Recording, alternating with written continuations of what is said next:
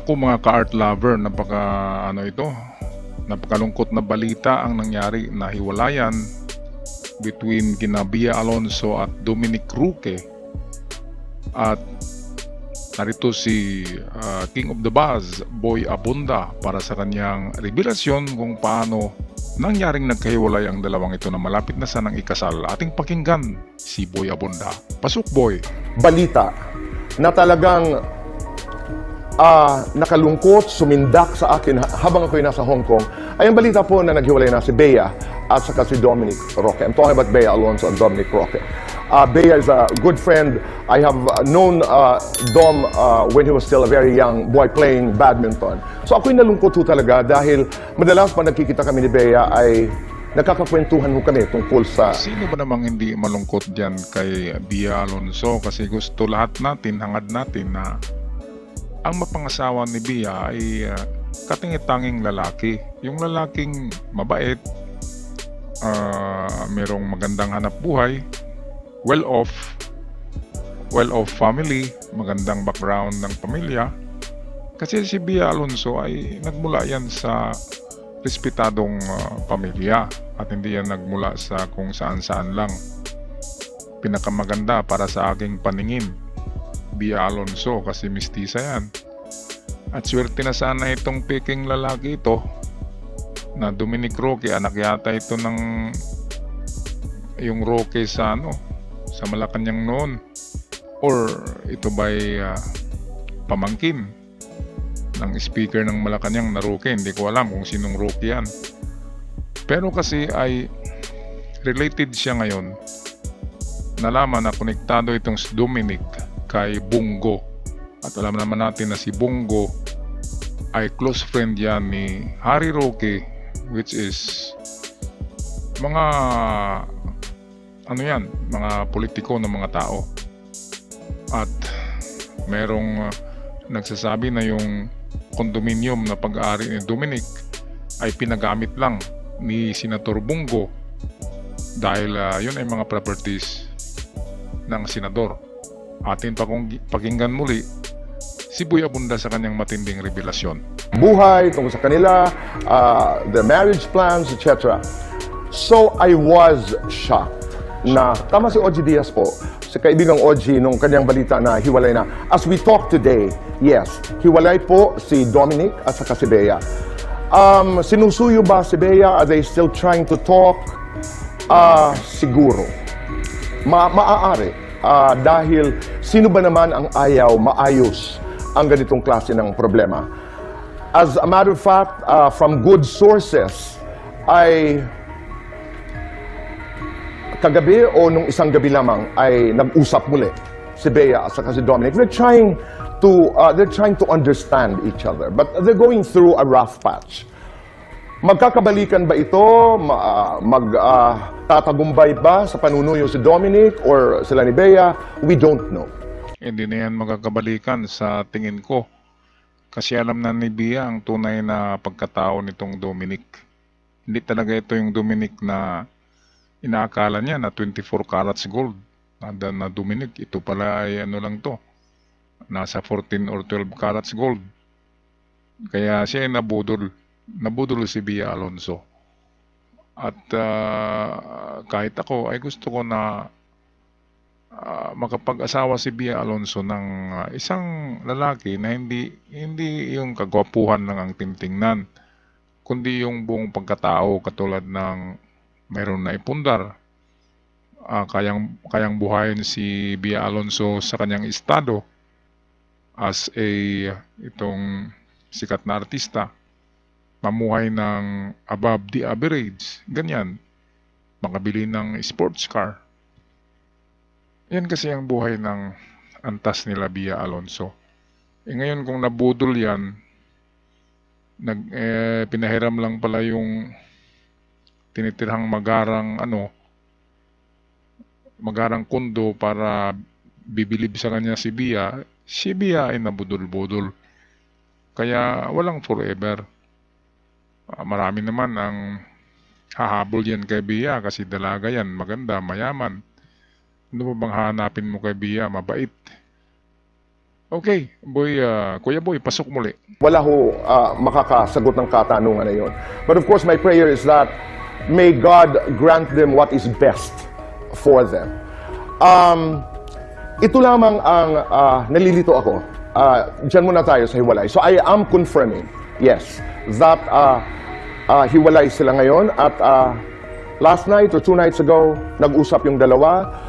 Ano ang status? Wala. I think, kung tama ang aking source, Bea ay isinuli na ang kanilang engagement ring. But are they hoping? Ako, ang hula ko is yes. Kasi hindi naman, you don't say, tomorrow I'm going to stop loving. Yung prenup po, ay medyo na-shock ako because ang pagkakaalam ko po, many months ago, napag-usapan ho ito sa aking pagkakaalam. And I'd like to confirm this with my friends, my sources. Because when this was being talked about, yung prenup po, ang nag-volunteer sa nanay ni Bea na okay ang prenup ay si Dominic. So I don't think it is and it was an issue unless nabago po yung kwento. So inuulit ko, it was not a problem because it was not an issue. To be fair to Dominic, it was not an issue for Dom. So, did they call off the wedding? Yes. Pero marami na ho kasi ang lumalabas na April ang wedding, Tagaytay ang wedding, kinancel ang wedding. There was no April. There was no Tagaytay. There was no wedding in Tagaytay that was canceled. Wala nang wedding talaga yan. Kaya sinuli na ni Bea, umiyak yan si Bea. Isinuli na yung singsing, your engagement ring. At meron ng maraming nagsabi kay Bea ng negatibo tungkol kay Dominic na yan daw ay isang huwad. Hindi yan yung Dominic na nakilala niya na nagpakilala na ganito, ganon. Ito ay parang dinaan lang sa kagwapuan si Bea nito eh. Pero kung tingnan mo ay hiram lang pala yung condominium, yun ang babasihan nyo natin mga fans ni Bea na yung kondo ay bigay lang pala ng isang senador o pinahiram lang yata kasi nagtatrabaho to sa senador. Kaya anong lalabas diyan, di ba? Na lang sila itong binuhay ng senador. Siyempre ayaw ni Bea ng ganyan. Si Bea ay naghanap ng lalaking saktong-sakto para sa kanya, para sa kanyang future kasi siya naman ay nasa mataas na antas. Mistisa, maganda, mabait, at may pera. Kaya kailangan ng tunay na lalaki na kapareho niya, hindi yung budol-budol. And I would often talk about the wedding towards the end of the year, the last quarter of the year. Pero as of now, walang wedding po na magaganap ngayong darating na Abril. Because in the first place, inuulit ko, there was no wedding in April and it was not going to be in Tagaytay. As originally talked about, nag-ocular po ang dalawa. Tama ho yun, sa Europa. And may mga lumalabas sa kwento rin that they went to Japan. Tama rin po yun. And I think they were trying to talk things out. Bea, ito ang ayaw ko. Ayaw ko rin. Naitay Kapuso. Dito sa kwentong ito, pinapalabas na ang may problema si Bea Alonzo kasi naghiwalay sila ni Gerald Anderson, naghiwalay sila ni Zanjo Marudo, ay hindi nagtatagal ang kanyang mga relasyon. To me, napaka-judgmental po nun. Yes, you and I have the right to comment. Yes, we have the freedom of speech. Pero ako ay appeal for kindness. What do we really know about this relationship? Direktahin mo na yan, Kuya Boy, kung anong negatibo meron ang lalaki kasi wala naman yan sa babae. Ang paghiwalayan na yan, merong na-discover si Bea na hindi maganda tungkol sa lalaki. Kaya si Bea na mismo ang nagpaghiwalay dyan. At yung lalaki habol ng habol kasi wala na. One in a million beauty itong si Bea. At hindi na ito magkikita pa ni Dominic sa kanyang lifetime. Hindi na siya magkikita ng katulad ni Bea. Sikat na artista, magandang artista, mayaman na artista, mistisang artista. Kaya ito, dapat talaga merong ang magiging asawa ni Bea ay yung katangit-tanging lalaki na gusto ko para sa kanya at gusto ni Kuya Boy at gusto nating lahat, di ba? Mga cart lover, pakinggan natin muli si Kuya Boy Abunda. We know the nuances. Alam ba talaga natin ang detalye? Yung, wag naman, the narrative is not about Bea, ang problema, kaya sila naghiwalay. Sa pagkakaalam ko, ito diretsahan. Si Bea gusto ma-save ang relasyon na ito. Si Bea wants this to work. Punta naman tayo doon kay Dominic. Masakit din pakinggan. Walang pera, hindi mayaman, hindi sikat, hindi karapat-dapat kay Bea. Cruel. You have the right to comment, you have the right to share your opinion, pero sana'y, alam niyo po yun, let's exercise prudence, caution, and most important of all, kindness. Okay, nasabi mo na rin yan, Kuya Boy, na hindi mayaman, ay dinaan lang sa kagwapuhan, at ngayon, nalalaman natin sa ibang balita na ito'y ano lang pala, parang alalay ni Senador Bongo at pinahiram ang isang magandang kondominium para bibilib si Bea at doon niya dadalhin si Bea palagi sa kondo na yon, doon itutulog. Kaya nabudol-budol lang talaga dito si Bea. Ito yung main issue. Kaya hihiwalay si Bea dyan. Anong mapala ni Bea dyan?